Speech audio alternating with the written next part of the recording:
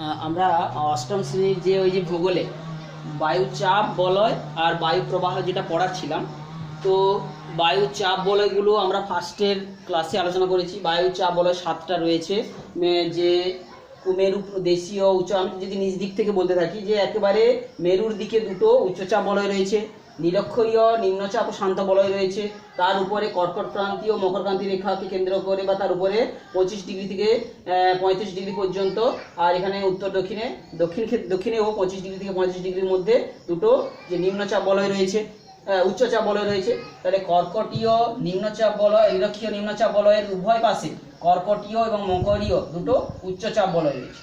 আবার কি সুমেরু প্রদেশীয় অর্থাৎ 60 ডিগ্রি থেকে 70 ডিগ্রির মাঝে উত্তর গোলার্ধে এবং দক্ষিণ গোলার্ধে দুটো নিম্নচাপ বলয় রয়েছে। আর একেবারে 80 থেকে 90 পর্যন্ত একটা উত্তর গোলার্ধে এবং দক্ষিণ গোলার্ধে দুটো উচ্চচাপ বলয় রয়েছে।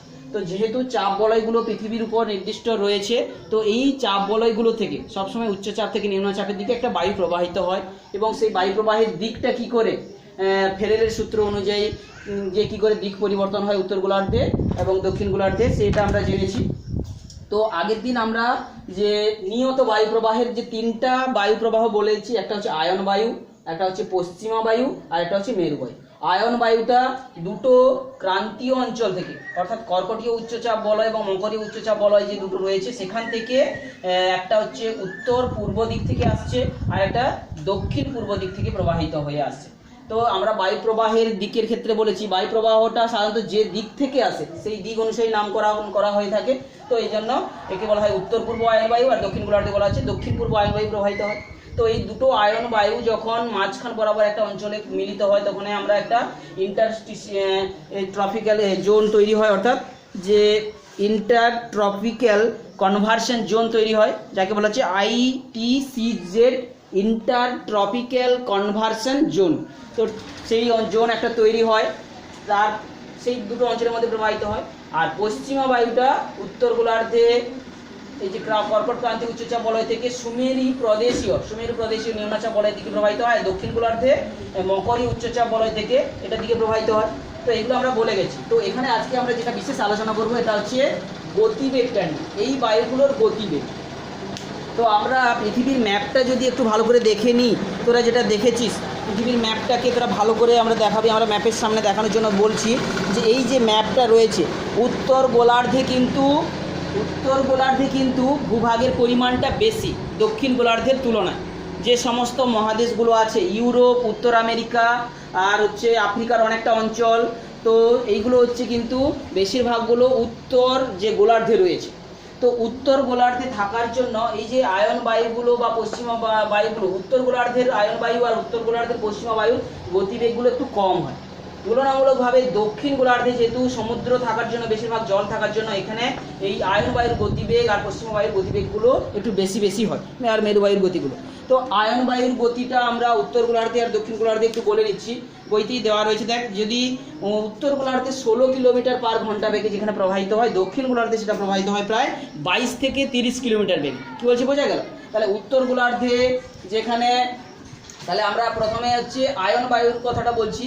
আয়ন বায়ুর গতিবেগ যেখানে উত্তর গোলার্ধে 16 কিলোমিটার কাছাকাছি, আর সেটা দক্ষিণ গোলার্ধে কত না 22 থেকে 30-এর কাছাকাছি, 22 থেকে 30 কিলোমিটারের বেগের কাছাকাছি, কিমি পার ঘন্টার কাছাকাছি, আর এটা হচ্ছে কিমি পার ঘন্টা।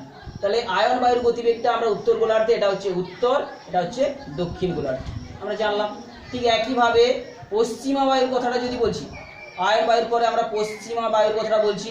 তো এই পশ্চিমা বায়ুর ক্ষেত্রে কিন্তু উত্তর গোলার্ধে আর তুলনায় দক্ষিণ গোলার্ধে, উত্তর গোলার্ধের মানের তুলনায় দক্ষিণ গোলার্ধের মানটাও একটু বেশি হয়। তো সেটা আমরা একটু পড়তে যাচ্ছি। দক্ষিণ গোলার্ধে তুলনামূলকভাবে ওর কিন্তু গতিবেগগুলো একটু বেশি হয়, এবং তাছাড়াও উত্তর গোলার্ধে বা দক্ষিণ গোলার্ধে সে যাই হোক, যে 40, 50, 60 তিনটা যে অক্ষরেখাতে এদের গতিবেগগুলো পশ্চিমা বায়ুর গতিবেগগুলো বিভিন্ন নাম দেওয়া হয়েছে। কি বলছি, বোঝা গেল? অর্থাৎ এই যে পশ্চিমা বায়ু যেটা প্রবাহিত হয় 35 ডিগ্রি অক্ষাংশ থেকে শুরু করে 60 ডিগ্রি অক্ষাংশ পর্যন্ত, তার মধ্যে 40, 50 এবং 60 এই তিনটা অক্ষাংশে যে পশ্চিমা বায়ুর তিনটা নাম রয়েছে। গর্জনশীল 40, অর্থাৎ 40 ডিগ্রি অক্ষাংশের কাছে পশ্চিমা বায়ুর গতিবেগটাকে একটু বেশি হওয়ার জন্য গর্জন করে বইতে থাকে, তাই এর জন্য নাম রয়েছে রোরিং 40 বা গর্জনশীল 40 বলা হচ্ছে। অর্থাৎ এটা হচ্ছে যদি 40 ডিগ্রি অক্ষাংশ বলি, 40 ডিগ্রি অক্ষাংশের কাছে এটা গর্জনশীল 40। 50 ডিগ্রি অক্ষাংশের কাছে কি হয়? 50 ডিগ্রি অক্ষাংশের কাছে এ হচ্ছে আরো ক্রোধনমত্ত 50 নাম এর নেওয়া হয়েছে। বইতে তোদের একটা ছবি দেওয়া রয়েছে, এই যে পশ্চিমা বায়ুর বিভিন্ন যে কালার করা হয়েছে, একটা হচ্ছে সবুজ কালার করা রয়েছে, একটা হচ্ছে ভায়োলেট কালার করা রয়েছে, একটা একটু লালচে টাইপের কালার করা রয়েছে। কি বলছে বোঝা গেল? এই 3টা কালারের 3 প্রকারের নাম রয়েছে। কি বলছে বোঝা গেল? তো একটাকে হচ্ছে গর্জনশীল 40, যেটা 40 ডিগ্রি অক্ষাংশে ঘটে থাকে, আর যেটা 50 ডিগ্রি অক্ষরেখায় ওর গতিবেগ আরও প্রচণ্ড প্রভাবিত উন্মত্ত গতিতে মানে বইতে থাকে, তাকে ক্রোধনমত্ত 50 বলা হয়। আর একেবারে 60 ডিগ্রি অক্ষাংশের কাছাকাছি তীব্র একেবারে তীক্ষ্ণ শব্দে প্রবাহিত হয়, চি চি শব্দে, অর্থাৎ তীক্ষ্ণ শব্দ। তাহলে এটাকে এই জন্য নাম করা হয়েছে তীক্ষ্ণ শব্দে প্রবাহিত পশ্চিমা বায়ু বা তীক্ষ্ণ চিৎকারকারী 60। এরকম 3টা নাম রয়েছে। তো গতিবেগের ব্যাপারটা নিয়ে আমাদের যে উত্তর গোলার্ধে হোক দক্ষিণ গোলার্ধে হোক, তাহলে 40 ডিগ্রিতে একটা নাম রয়েছে ওই বায়ু, 50 ডিগ্রিতে একটা নাম রয়েছে, আর হচ্ছে 60 ডিগ্রিতে একটা নাম রয়েছে। 40 ডিগ্রিতে নামটা কি বললাম? গর্জনশীল 40। গর্জনশীল 40 এর গতিবেগ বাড়তে থাকছে। 50 ডিগ্রির কাছাকাছি এর নাম কি হয়ে যায়? ক্রোধনমত্ত 50। আর 60-এর কাছে কি হবে? তীক্ষ্ণ চিৎকারকারী 60। তো এইভাবে অক্ষরেখাগুলোর নামের উপর ভিত্তি করে এই প্রশ্নটা অনেক সময় পড়তে পারে যে তীক্ষ্ণ এই দিকগুলোর নাম সময় পড়তে পারে। তো এইটা আমাদের গতিবেগের ব্যাপারটা আলোচনা। এরপরে যে বিষয়টা আমরা আলোচনা করব সেটা হচ্ছে কি, যে সেটা কি না যে নিয়ত বায়ুর স্থান পরিবর্তন। এই যে নিয়ত বায়ুগুলো, আয়ন বায়ু হোক, পশ্চিমা বায়ু হোক, মেরু বায়ুগুলো হোক, এইগুলো কিন্তু একটু স্থান পরিবর্তন করে। কিসের সঙ্গে সঙ্গে স্থান পরিবর্তন করে? যখন সূর্যের উত্তরায়ণ ঘটে কিংবা দক্ষিণায়ন ঘটে, অর্থাৎ সূর্যের যে রবি মার্গ রয়েছে উত্তরায়ণ থেকে, অর্থাৎ এই যে কর্কট ক্রান্তি রেখার থেকে মকর ক্রান্তি রেখার মধ্যে সূর্যের চলাচল, অর্থাৎ সেই যে চলাচলটাকে একে বলা হচ্ছে কি রবি মার্গ বলা হয়, তাই তো? যখন কর্কট ক্রান্তি রেখা অর্থাৎ 23.5 ডিগ্রি উত্তর অক্ষরেখার উপর সূর্যরশ্মি লম্বভাবে কিরণ দেয়, তো সেই সময় অর্থাৎ উত্তরায়ণ কাকে বলা হয় না 22শে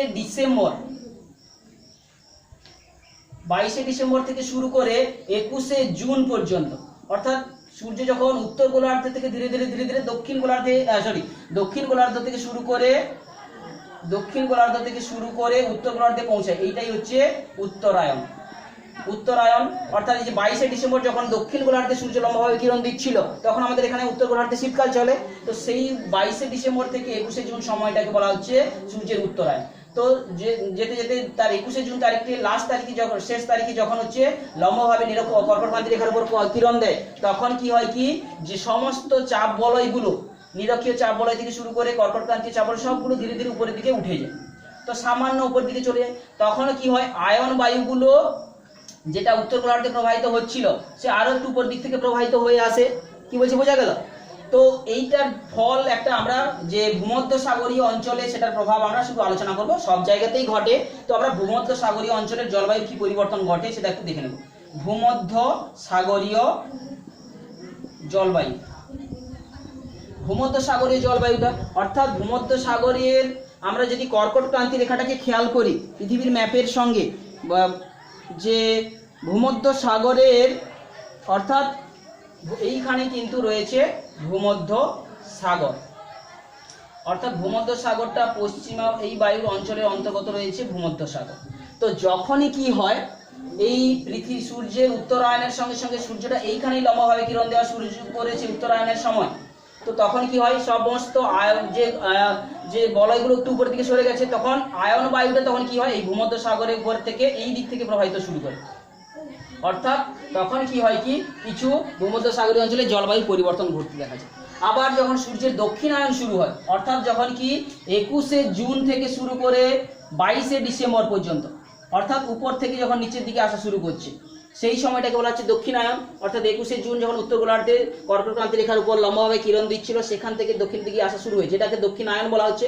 এই সময় যখন লাস্ট যে 22শে ডিসেম্বর দক্ষিণ গোলার্ধে অর্থাৎ মকর ক্রান্তি রেখার উপর লম্বাভাবে কিরণ দেওয়া শুরু করে, তখন সমস্ত যে বলয়গুলো আবার সরে চলে আসে, তখন কি হয় না পশ্চিমা বায়ুটা বেশি করে প্রবাহিত হওয়া শুরু করে। আর তখন এই ভূমধ্যসাগরীয় অঞ্চলে তখন কি হয় না ভূমধ্যসাগরীয় অঞ্চলে তখন পশ্চিমা বায়ুটা বেশি করে প্রবাহিত হওয়া শুরু করে। পশ্চিমা বায়ু অর্থাৎ ভূমধ্যসাগরীয় অঞ্চলে জলবায়ুর ক্ষেত্রে উত্তরায়ণের সময় আয়ন বায়ু প্রবাহিত হয়, আর পশ্চিমা বায়ু প্রবাহিত হয় কিসের সময় না দক্ষিণায়নের সময়। কি বলছি বোঝা গেল? দক্ষিণায়নের সময় তখন কি হয় পশ্চিমা বায়ুটা বেশি করে প্রবাহিত হয়, এটা হচ্ছে দক্ষিণায়নের সময়, আর এটা হচ্ছিল উত্তরায়ণের সময়। তো সেই জন্যই কিন্তু যখন এই আয়ন বায়ুটা প্রবাহিত হয় তার উপর ভিত্তি করে কিছু আবহাওয়ার পরিবর্তন ঘটে। তো আমরা আয়ন বায়ুটা যেটা উত্তর পূর্ব দিক থেকে আসে, সাধারণত যদি জলীয় বাষ্পগুলো নিয়ে আসছিল সাগরের উপর থেকে, যে সাগর যদি থাকতো সাগর উপর দিক দিয়ে জলীয় বাষ্প নিয়ে আসছিল, তো এখানে যদি কোনো মহাদেশ পড়ে, মহাদেশের যখনই পূর্ব দিকে থাকছে তখনই বৃষ্টিপাত ঘটাবে, ঘটাতে ঘটাতে যখন পশ্চিমের দিকে আসতে থাকবে তখনই কি হয় তার জলীয় বাষ্প শেষ হয়ে যেতে থাকে। তাহলে কোনো মহাদেশের পূর্ব দিকে কিন্তু এই আয়ন বায়ুগুলো বৃষ্টিপাত ঘটায়, কিন্তু সে যখন পশ্চিম দিকে চলে আসবে তার কিন্তু আর জলীয় বাষ্প শেষ হয়ে যাচ্ছে, বৃষ্টি কম হবে। তো এই আয়ন বায়ুর জন্যই কিন্তু এই যে মহাদেশের পশ্চিম দিক অঞ্চলগুলোতে সাধারণত যে মরুভূমির সৃষ্টি হয়েছে। আমরা যদি পৃথিবীর ম্যাপে যে দক্ষিণ আফ্রিকাটা যদি দেখি, দক্ষিণ আফ্রিকা যে আফ্রিকা মহাদেশটা যদি দেখি, আফ্রিকা মহাদেশের উপর দিক দিয়ে যে আয়ন বায়ুটা এসছে সেটা ধীরে ধীরে যখন পশ্চিমে আসে তখন কিন্তু তার জলীয় বাষ্প সব শেষ হয়ে যায়, তখন সেই জায়গায় কিন্তু ওর সাহারা মরুভূমি তৈরি হয়েছে। ঠিক একই রকমভাবে যখন সূর্যের এই উত্তরায়ণের সময় কি হয়ে যায়, যখন সেই যে বায়ুচাপ বলয়গুলো একটু উপরের দিকে উঠে গেছে, তখন কি হয় সেই ভূমধ্যসাগরীয় অঞ্চলে কিন্তু আয়ন বায়ুর প্রভাব বেড়ে যায়, কিন্তু আয়ন বায়ুতে জলীয় বাষ্প কম পড়ে যায় পূর্ব দিকে থাকার জন্য। ভূমধ্যসাগরটা তুলনামূলকভাবে পূর্ব দিকে অবস্থিত ইউরোপ মহাদেশের, তাই কি হয় কি ওখানে বৃষ্টিপাত কমে যায়। তাহলে উত্তরায়ণের সময় অর্থাৎ 21শে জুন এই সমস্ত তারিখগুলোতে ভূমধ্যসাগরের জলবায়ুতে বৃষ্টিপাত কমে যায়। ঠিক একই রকম উল্টো কেসটা ঘটতে থাকে সূর্যের দক্ষিণায়নের সময়, যখন সূর্য যখন মকরক্রান্তি রেখার উপর লম্বভাবে কিরণ দেয়, তখন সমস্ত চাপ বলয়গুলো নেমে আসার ফলে কি হয় ভূমধ্যসাগরীয় অঞ্চলে তখন পশ্চিমা বায়ুর প্রভাব বেড়ে যায়। পশ্চিমা বায়ু যেহেতু এখানে আটলান্টিক মহাসাগর থেকে বাতাসগুলো তখন বইতে থাকে, জলীয় বাষ্পপূর্ণ বায়ু, এবং ভূমধ্যসাগরটা যেহেতু পূর্ব দিকে অবস্থিত তাই পূর্ব দিকে প্রচুর বৃষ্টিপাত হয়। তো বোঝা গেছে তো দুটো কারণ আয়নের সঙ্গে সঙ্গে উত্তরায়ন এবং দক্ষিণায়নের সঙ্গে সঙ্গে পৃথিবীর জলবায়ুর যে কিছু কিছু জায়গায় পরিবর্তন ঘটে এই যে নিয়ত বায়ু প্রবাহের দ্বারা, তাদের মধ্যে আমরা ভূমধ্যসাগরীয় অঞ্চলের জলবায়ুটার পরিবর্তনটা এখানে আমাদের তোদের 7 বইতে যেটা রয়েছে আলোচনা করলাম। তো বোঝা গেছে। এরপরে চলে আসছি যে এই নিয়ত বায়ুর সঙ্গে জলবায়ুর প্রভাব, নিয়ত বায়ুর দ্বারা যে যে জলবায়ুগুলো প্রভাবিত হয় সেটা আমরা একটু আলোচনা করে নিচ্ছি। কি বলছি বোঝা গেল? প্রথমে আসছি যে আয়ন বায়ুর দ্বারা জলবায়ুর কি প্রভাব, তোদের ছক করে দেওয়া রয়েছে, সেইটাই আমরা বলছিলাম। আয়ন বায়ুগুলো যেহেতু উত্তর গোলার্ধে উত্তর পূর্ব দিক থেকে আসে এবং দক্ষিণ গোলার্ধে দক্ষিণ পশ্চিম দিক থেকে আসে, তো আমরা উত্তর গোলার্ধের আয়ন বায়ুটার কথা নিয়ে আলোচনা করছি। উত্তর গোলার্ধে আয়ন বায়ুটা উত্তর পূর্ব দিক থেকে আসে, উপরের দিকটা উত্তর, নিচে এই দিকটা হচ্ছে পূর্ব, তাহলে উত্তর পূর্ব দিক থেকে আসছে। তো সেই দিক থেকে আসার জন্য যে সমস্ত জলীয় বাষ্পগুলো শেষ হয়ে যাওয়ার জন্য মহাদেশের পশ্চিম দিকে সাধারণত বিভিন্ন মরুভূমিগুলোর সৃষ্টি হচ্ছে। প্রত্যেকটা মহাদেশের দেখবি যত মরুভূমিগুলো রয়েছে যদি সেগুলো আয়ন বায়ুর অন্তর্গত অঞ্চলে থাকে, তো পূর্ব দিকের অঞ্চলগুলোতে সব মরুভূমির সৃষ্টি হয়েছে। কি বলছি বোঝা গেল?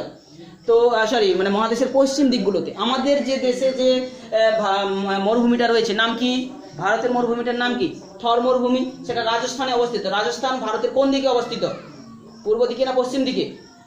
রাজস্থান ভারতের পূর্ব দিকে অবস্থিত না পশ্চিম দিকে অবস্থিত? গুজরাটের উপরে অবস্থিত, পশ্চিম দিকে অবস্থিত। তো অর্থাৎ এক্ষেত্রে দেখ পশ্চিম দিকেই সেই যে এটা রয়েছে। কি বলছি বোঝা গেল? তো সেটা যদিও কর্কট ক্রান্তি রেখার একটু উপরে অবস্থিত, তবুও আমরা বেশিরভাগ ক্ষেত্রে মরুভূমিগুলো পূর্ব দিকেই দেখতে পাবো যদি আয়ন বায়ুর অন্তর্গত থেকে থাকে। আর পশ্চিমা বায়ু অঞ্চলের অন্তর্গত থেকে থাকলে মহাদেশগুলোর পশ্চিম দিকে কিন্তু আমরা মরুভূমি দেখব, কারণ পশ্চিমা বায়ুগুলো পশ্চিম দিক থেকে প্রবাহিত হয়। তাহলে কোনো একটা মহাদেশের পশ্চিম দিকে যখন বায়ু এসে শেষ পর্যায়ে পৌঁছাবে তখন তার জলীয় বাষ্প শেষ হয়ে যাবে।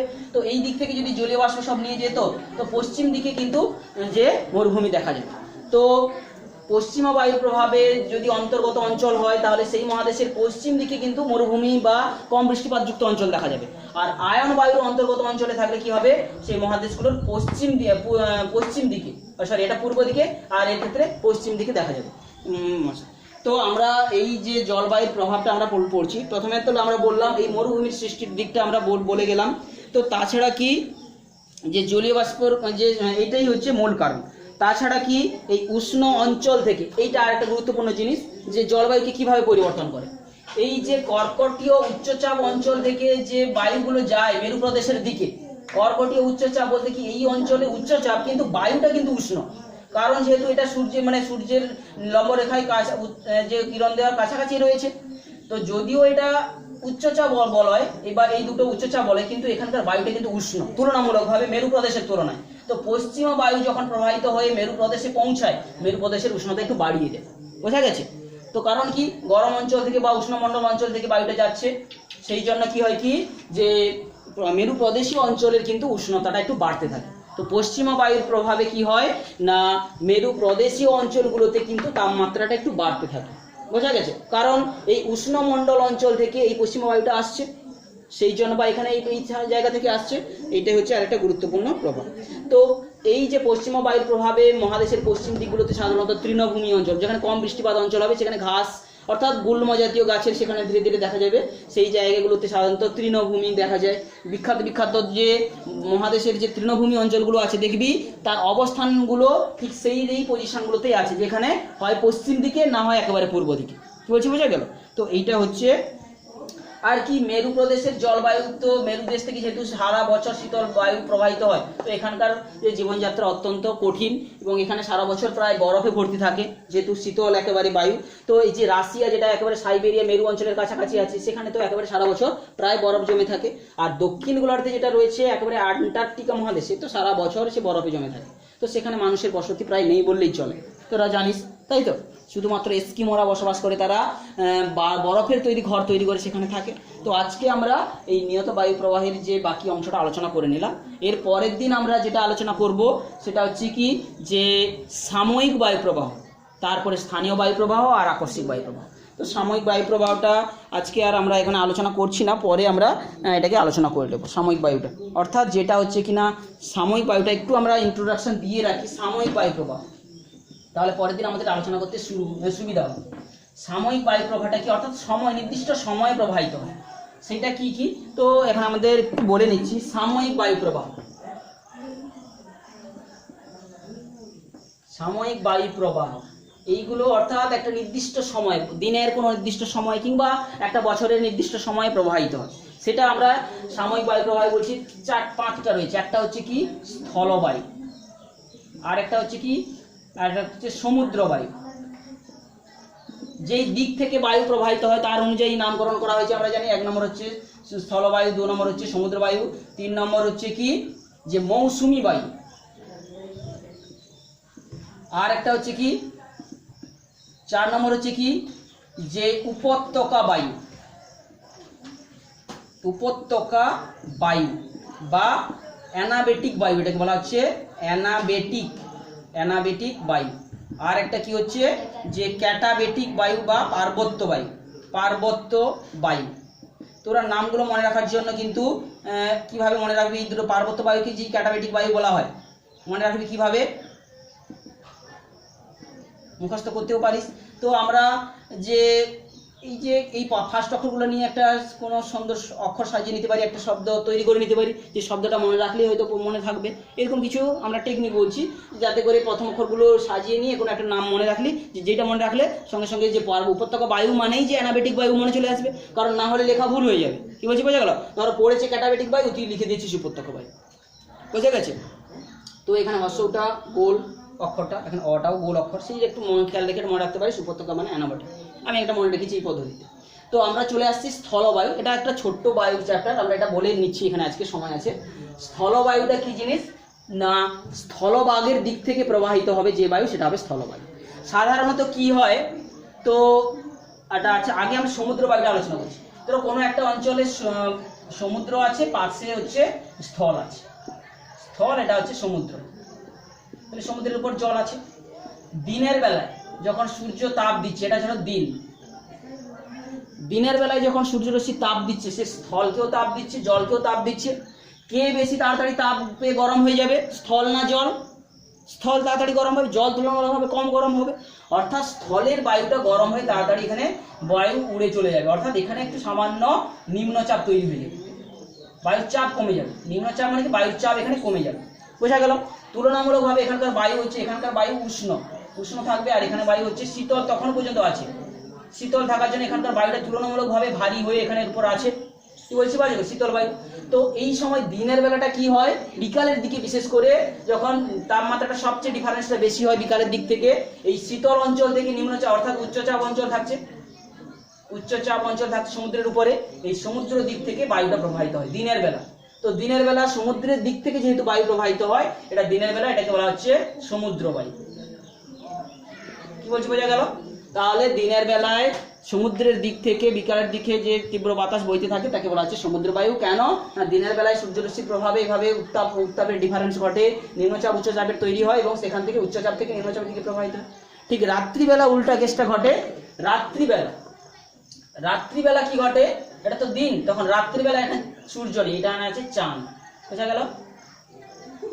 এটা হচ্ছে রাত্রে কি হবে, রাত্রে তখন কি হবে না, রাত্রে স্থকে আগে ঠান্ডা হয়ে যাবে, স্থল আগে ঠান্ডা হবে না জল আগে ঠান্ডা হবে, কোনো একটা জিনিস স্থল তাড়াতাড়ি ঠান্ডা হয়ে যাবে, যেরকম তাড়াতাড়ি গরম হয় তাড়াতাড়ি ঠান্ডা হয়ে যাবে। তাড়াতাড়ি ঠান্ডা হয়ে যাবে মানে কি, এখানে শীতল পরিবেশ তৈরি হয়ে যাবে, ওখানে একটা অর্থাৎ উচ্চচাপ হয়ে যাবে, উচ্চচাপ অর্থাৎ দ্রুত শীতল হয় রাত্রে, দ্রুত শীতল হয়ে যাবে স্থল।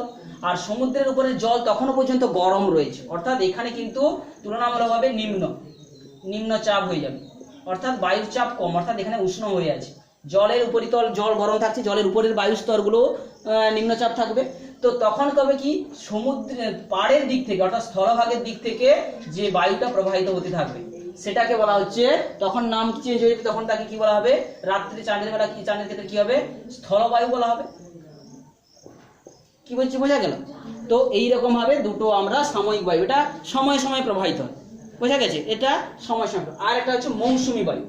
তো মৌসুমী বায়ু আমরা জানি যে আমাদের এই জায়গায় মৌসুমী বায়ু প্রবাহিত হয়, বর্ষাকাল এসে যাচ্ছে, এখন কোন মৌসুমী বায়ু প্রবাহিত হচ্ছে, এই যে আমরা যদি ভারতের ছবিটা আঁকি, ভারতের এখানে যে ভারতের এই দিক থেকে মৌসুমী বায়ু, দক্ষিণ পশ্চিম মৌসুমী বায়ু প্রবাহিত হচ্ছে, তাই তো।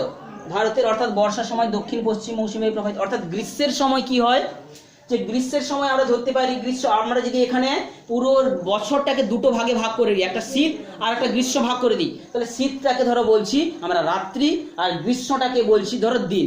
তাহলে দিনের বেলা কি হতো, আমরা যেটা পড়েছি, সমুদ্র বায়ু প্রবাহিত হতো।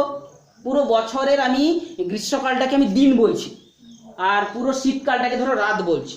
তাহলে দিনের বেলা কি হচ্ছে, সমুদ্রের দিক থেকে যেমন বায়ু প্রবাহিত হতো, তাহলে পুরো গ্রীষ্মকালের দিকে সমুদ্র দিক থেকে এক প্রকারের বায়ু প্রবাহিত হয়, দক্ষিণ পশ্চিম মৌসুমী বায়ু। তার দিকটা আমাদের সেই যে ফেরেলের সূত্র অনুযায়ী দিক প্রবাহিত হচ্ছে, কি বলছে, বোঝা গেল?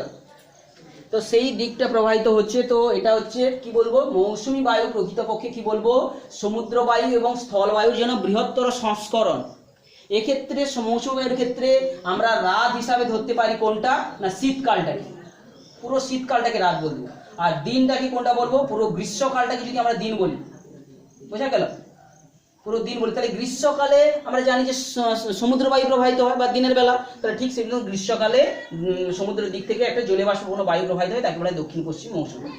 তো আবার শীতকালে ব্যাপারটা কি হয়, শীতকালটাকে আমরা যদি রাতের সঙ্গে তুলনা করি, রাত্রেবেলা কি হয়, স্থলভাগের থেকে বায়ু প্রবাহিত হয়ে আসে, স্থলবায়ু হয়। তাহলে স্থলভাগের দিক থেকে অর্থাৎ উপর দিক থেকে বায়ু প্রবাহিত হয়ে আসবে, উল্টো দিক থেকে সেটা হবে উত্তর পূর্ব দিক থেকে প্রবাহিত হয়ে আসবে, তখন বলা হবে উত্তর পূর্ব মৌসুমী বায়ু। কি বলছি, বোঝা গেল? তাহলে শীতকালে তাহলে আমরা বলতে পারি মৌসুমী বায়ুটা কি না, প্রকৃতপক্ষে স্থলবায়ু এবং সমুদ্র বায়ুর বৃহত্তম সংস্করণ যেন বলতে পারি। তো এখানে আমরা পুরো রাতটাকে যদি এখানে শীতকালের সঙ্গে তুলনা করি এবং দিনটাকে যদি গ্রীষ্মকালের সঙ্গে তুলনা করি, সহজভাবে এর ব্যাখ্যাটা করতে পারছি। এরপরে চলে আসছি আর দুটো বায়ু রয়েছে, একটা হচ্ছে উপত্যকা বায়ু আর একটা হচ্ছে বা পার্বত্য বায়ু। তো আমরা সেটা এই জায়গায় একটু আলোচনা করলে আমাদের এই চ্যাপ্টারটা শেষ হবে বা সাময়িক বায়ুটা শেষ হবে, তো আলোচনা করে নিচ্ছি। তো একটা উপত্যকা কাকে বলে, দুপাশে দুটো পর্বত রয়েছে, দুপাশে দুটো পর্বত রয়েছে, মাঝে এটা উপত্যকা। সাধারণত উপত্যকার তুলনায় পর্বতের দিকে সাধারণত লোক বেশি বসবাস করে, পর্বতের দিকে লোক ভ্রমণ কেন্দ্র রয়েছে বা পর্যটন কেন্দ্র রয়েছে, লোকেরা বেশি বসবাস করে। এখানে কি হয়, উপত্যকা ধরো দিনের দিনের বেলা কি হয় যে উপরে মানে দিনের বেলা কি হয়, সাধারণত পাহাড়ের উপরটা আগে তাড়াতাড়ি গরম হয়ে যায়, উপরের দিকগুলো। তুলনামূলকভাবে উপত্যকা অর্থাৎ এখানে যে উপত্যকা বায়ু বলবো, উপত্যকার দিক থেকে প্রবাহিত হবে। কি বলছি, বোঝা গেল? সেই জন্য নামটা, কারণ বায়ু প্রবাহের ক্ষেত্রে যে দিক থেকে আসবে সেই অনুযায়ী নাম হয়। তাহলে দেখ, দিনের বেলা কি হবে, পর্বতের উপরের অংশগুলোর বায়ু গরম হয়ে তাড়াতাড়ি কি হবে, এখানে নিম্নচাপ তৈরি হবে, এখানে বায়ুগুলো সব নিম্নচাপ হয়ে উড়ে চলে যাবে, অর্থাৎ নিম্নচাপ হয়ে গেছে, আর এটাও নিম্নচাপ হয়ে গেছে। তো আর কিন্তু উপত্যকার এই অঞ্চলে কিন্তু তখনও শীতল রয়েছে, অর্থাৎ তো এখানে উচ্চচাপ রয়েছে। তো কি হবে, নিম্নচাপ।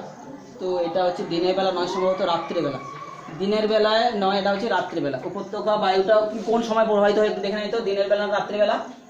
উপত্যকা বায়ুটা কি বেলা হচ্ছে দেখ, রাত্রেবেলা না, সে যাই হোক, দিনের বেলায় আমি ছবিটা যেহেতু এঁকেছি, দিনের বেলাটা লিখে রাখি। দিনের বেলাটা কি ঘটনা ঘটছে, তাহলে এটা আমরা বলছি হচ্ছে পার্বত্য বায়ু। দিনের বেলা হচ্ছে পার্বত্য বায়ু, তাহলে দিনের বেলা যেটা প্রবাহিত হবে পার্বত্য বায়ু। কি রকম না, যেহেতু এখানে নিম্নচাপ হয়ে গেছে, দিনের বেলা এখানে নিম্নচাপ হয়ে গেছে, এখানে উচ্চচাপ রয়েছে, বায়ু সাধারণত উচ্চচাপ থেকে নিম্নচাপের দিকে প্রবাহিত হবে, অর্থাৎ উপত্যকা বায়ু। আবার বারবার ভুল করছি, তাহলে এটা হচ্ছে উপত্যকা বায়ু। কি বলছি, বোঝা গেল? দিনের বেলাটায় পাহাড়ের উপরের অংশগুলোতে সূর্য রশ্মির দ্বারা উত্তপ্ত হয়ে নিম্নচাপ তৈরি হয়ে যাবে, নিম্নচাপ অঞ্চল। আর তুলনামূলকভাবে উপত্যকার বায়ু কিন্তু তখনও পর্যন্ত শীতল থাকবে। তো সেই জন্য দিনের বেলায় সাধারণত উপত্যকার যে শীতল ঠান্ডা বায়ুগুলো সাধারণত প্রবাহিত হতে থাকবে। তো এই জন্য এই বায়ুটাকে বলা হচ্ছে কি বায়ু, উপত্যকা বায়ু। তাহলে দিনের বেলা উপত্যকা ভিতর নিচ থেকে উপরগুলো বায়ু উঠে আসবে, এটা উপত্যকা বায়ু। আর রাত্রেবেলা কি হবে, রাত্রেবেলা ঠিক উল্টা কেসটা হবে, এই দুটো পর্বতের মাঝে যে উপত্যকা, রাত্রেবেলা কি হবে, রাত্রে কি হবে না, এইগুলো তাড়াতাড়ি কিন্তু ঠান্ডা হয়ে যাবে, এইগুলো তাড়াতাড়ি ঠান্ডা হয়ে যাবে, ঠান্ডা হয়ে যাবে। তাহলে এখানে ঘন অর্থাৎ হচ্ছে উচ্চচাপ বায়ু তৈরি হয়ে যাবে, উচ্চচাপ অঞ্চল তৈরি হয়ে যাবে, উপরের অঞ্চলগুলো এটাও ঠান্ডা মানে উচ্চচাপ। আর তুলনামূলকভাবে রাত্রে কি হচ্ছে, এইখানে তখনও পর্যন্ত উষ্ণ হয়ে রয়েছে। তো রাত্রেবেলা কি হবে, পর্বতের উপর দিক থেকে বায়ু প্রবাহিত হয়ে আসবে, উচ্চচাপ থেকে নিম্নচাপের দিকে, উপত্যকার দিকে আসবে, উপত্যকার দিকে, আর পর্বতের দিক থেকে আসছে, তাই এটা বলা হবে পার্বত্য বায়ু। কি বলছে, পার্বত্য বায়ু। তাহলে আমরা বুঝতে পারছিস যে দিনের বেলা হচ্ছে উপত্যকা বায়ু, আর রাত্রিবেলা প্রবাহিত হচ্ছে পার্বত্য বায়ু। উপত্যকা বায়ুর আরেক নাম হচ্ছে অ্যানাবেটিক বায়ু, আর পার্বত্য বায়ুর আরেক নাম হচ্ছে ক্যাটাবেটিক বায়ু। তো এই রকম কয়েকটা সাময়িক বায়ু সম্পর্কে আমরা জানলাম। তো আজকে আমরা এই যেটা আলোচনা করলাম নিশ্চয়ই বুঝেছিস। তো বইটা ভালো করে একবার খুঁটিয়ে পড়িস, যে দিন রাত্রির ব্যাপারটা নিজেরা ছবি এঁকে ভালো করে বুঝে দেখবি। বোঝা গেছে?